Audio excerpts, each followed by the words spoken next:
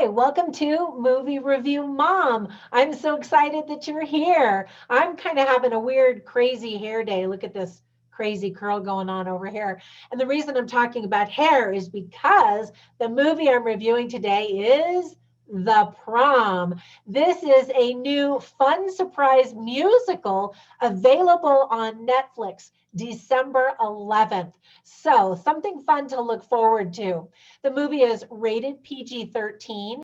It's 2 hours and 10 minutes long. And the movie review mom grade I'm giving it is an A minus. I actually thought it was a lot of fun. And speaking of fun, I've got a fun deal for you when it comes to movies. Amazon is offering 30 days free to try out their Prime program. So be sure and click on that link below, and that will give you the coupon basically for the free 30 days. So awesome. Now, let me give you an overview of the movie. I'll point out things I liked and didn't like, as well as tips for parents and themes that are worth talking about.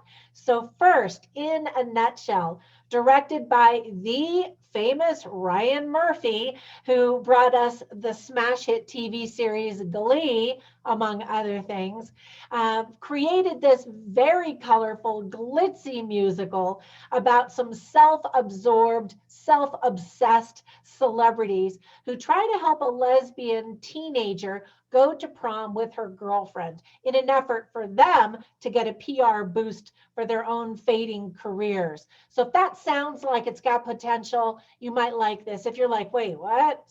Maybe not. So here's the heads up. It's been adapted from the Tony nominated Broadway musical, whose own run was cut short due to the COVID-19 pandemic. So I love that they quickly turned it into a movie so we could all enjoy it.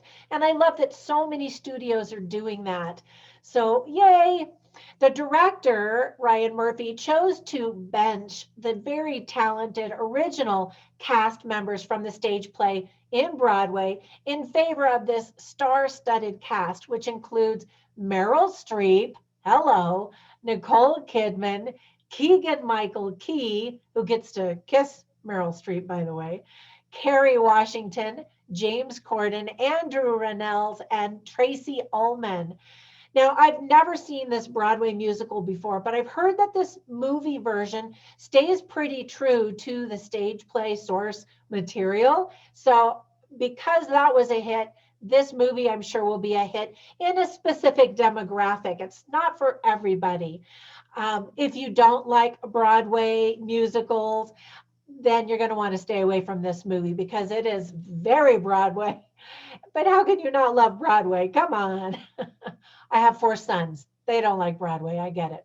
Anyway, here are some tips for parents before you watch this together as a family if you're thinking that that's something that you might want to do. There is a lesbian relationship portrayed. Lesbians hold hands and kiss. There's some profanity, social activism. Some girls wear very tight and revealing clothing, but of course, narcissism up the wazoo. But other than that, it's kind of a fun movie that really embraces tolerance and just loving others. So, some other themes in the movie are this one spoken by Meryl Streep. She says, "It is possible to change the world." And then Keegan-Michael Key's character says, "Put other people's interests above your own." Another theme is hypocrisy, love thy neighbor, as I mentioned, tolerance, forgiveness, diversity, don't be afraid to show who you are, and courage. Now, there were plenty of things that I really liked about the movie. First of all, Meryl Streep is fantastic. Of course, that's no big surprise. But her singing has never been better. And she dances and moves. And you would never know she is now in her 70s. That's so amazing. Now, I thought she was really good in the musical turned movie Into the Woods, but she looks even more stunning and sounds even better and looks even younger, if that's possible, in this film. I don't think that the movie Ricky and the Flash flattered her or even showed her true talents, especially her musical talents. But this film does. Again, she's an American icon in this movie and just does such a tremendous job. One of the sweetest musical numbers is a song called We Look to You, sung by comedian Keegan-Michael Key. I was just amazed and so touched. It's such a lovely ode to Broadway fans. And if you haven't seen him in the other Netflix musical called Jingle Jingle, it's a Christmas movie. Check out my review of that one because it's also really great. Andrew Rannells is so talented that I'm surprised we haven't seen him in more musicals or even movie musicals, I guess, since the Book of Mormon musical that he starred in on Broadway. His big musical number in this movie really condenses the message of the movie into one song, Love Thy Neighbor. And really, if we just loved each other, so many problems in the world would just be resolved. Am I right? There are fun, over the top, very energetic songs with super cute choreography. One cute one was Nicole Kidman's Bob Fosse scene, complete with jazz hands. She sings and dances the song with Joe Ellen Pellman, and it's called Zaz. She plays a character who was a chorus girl for 20 years in the musical Chicago, but she finally left because she never got to audition for the lead role of Roxy Hart. And what's interesting is she actually turned down that role when it was turned into a movie back in 2002. And speaking of Joe Ellen Pellman, she's fantastic. And I'm really excited to see more with her. Fun fact, James Corden stars in the show and kills it. He hosted the 2019 Tony Award ceremony when the stage play, the musical, was actually nominated for Best Musical. So that had to have been fun for him to actually now be in the movie of it. He can always be counted on to bring out the laughter, but he also unexpectedly evokes the feels. New to some audiences, as I mentioned, are Joe Ellen Pellman and Ariana DeBose. Now, you might have seen her in Hamilton, and she's currently working on the movie musical version of West Side Story. I'll let you know when that comes to the big screen. I'm super excited to see that. Some of the lyrics are hilarious and insightful, and I can see the soundtrack to this being extremely popular because so many songs are catchy and will just stick in your head. Now, warning, some of the lyrics can be offensive depending on where you're coming from. So just giving you the heads up on that. The timing of the very touching scenes was perfectly balanced with all of the fun, the chaos, the over the top mayhem. You're definitely going to want to dance by the end of the movie. The funny lines and the jabs fly fast and furiously. So you're probably going to want to watch this again. And because it's on Netflix, you can. The movie is long, as I mentioned, it's over 2 hours long, but it doesn't really feel like it. I felt like it flew by really fast. Some critics are saying, well, they could have shaved off a scene or two. Yeah, maybe, but I enjoyed every minute of it. And finally, it was really fun just to watch the actors in real life make fun of their own profession and celebrity. They poke fun at theater stars and movie stars and all of that kind of stuff.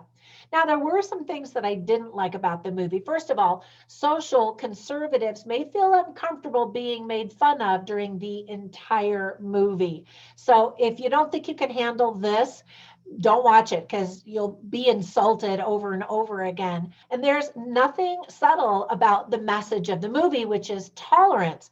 The characters aggressively talk about right and wrong, but they forget that everyone has a different definition of right and wrong. So everyone needs to show respect for others' beliefs, even when they disagree with them. It goes both ways. And poor Indiana, they get shamed for having their traditional values. I was kind of surprised that the movie would come out at Christmas time rather than maybe in the spring when high schools are generally having their proms. Then again, we don't know when the next time we're going to have prom. So we could certainly use lots of cheer during this Christmas season. Another thing I disliked is that the characters are kind of cartoon, one-dimensional versions of real people. And of course, it's kind of tongue-in-cheek, slapsticky, and over the top. So just know that going into it as well. The narrative of the plot doesn't actually illustrate the message that it preaches. And that's one big flaw. The self-absorbed celebrities end up getting all of the praise and the press and the reward that they originally craved, even though they supposedly learn greater lessons about serving others without getting the reward. It's kind of a win-win for everyone, but they are rewarded for their very bad behavior in the beginning. Now, when I watch movies, I'm always writing down the funny lines and the insightful lines that I hear. And so I include them on my website, moviereviewmom.com. So run over there, check that out if you want all the scoop. But I'll share a couple of them with you here right now. So Meryl Streep's character and James Corden's character are in their hotel room. They have these infrared masks on as if they were at a spa or something, and they're talking about rom-coms and, that kind of stuff. And Meryl Streep's character says, "Rom-com Friday is sacred." That just made me laugh. And then Jo Ellen Pellman's character, the young teenager who's the lesbian, trying to be able to just attend her own high school's prom, says, "You guys are the best middle-aged people I've ever met." And then on the serious side, Andrew Rannell's character says, "You can't cherry pick the Bible, which parts you want to believe." And I think that's a really powerful message. And then in another song that Jo Ellen Pellman sings, she says, "This heart's the best part of me." We never want to stifle somebody's ability to love, right? Now, it may not fit in the same box that you believe that it should, but even if you are a religious person and don't believe in same-sex marriage because of what the Bible teaches, you have to recognize that God is a God of love and that He's the one to judge. And how great it is that we don't have to judge each other. We're not supposed to judge. We're told that we're supposed to love our neighbor. So that's kind of what this movie embraces as well. Okay, and before we go, I've got a couple of recommendations for you. One is The Greatest Showman, which also celebrates diversity and tolerance and life. And I love that movie. I've watched it way too many times. And then equally, another movie is Hairspray. That's from 2007. That movie's message is set where the civil rights movement was still actively taking place. And I love the music, the dancing, the characters. Those are both two super fun movies that I think you'll really enjoy, especially if you like this one. All right, that's it. Thank you so much for subscribing. Be sure and like this video. Ring that little bell and it'll notify you every time I have a new movie upload. And thank you to those of you who are going over to Patreon to support me there. I really appreciate it. All right, I will catch you tomorrow. Until then, bye for now.